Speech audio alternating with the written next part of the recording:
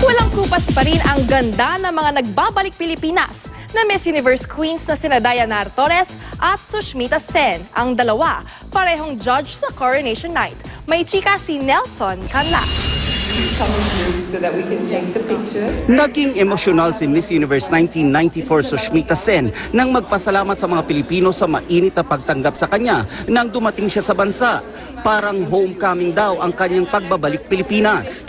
Dito raw sa ating bansa, nagbago ang buhay niya nang koronahang Miss Universe noong 1994. Philippines is a pageant-loving country. Excited na raw siyang makilala si Miss Universe 2015 Pia Alonso Wurzbach.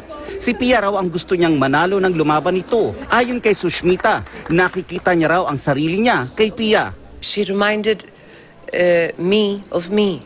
She was real, very well spoken, and she had a heart.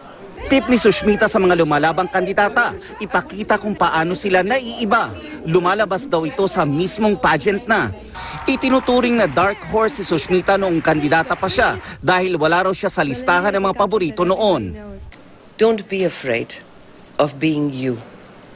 Ang nagpasa naman ng corona kay Sushmita na si Miss Universe 1993 Dayanara Torres, tuwang-tuwa rin ang makabalik na sa Pilipinas.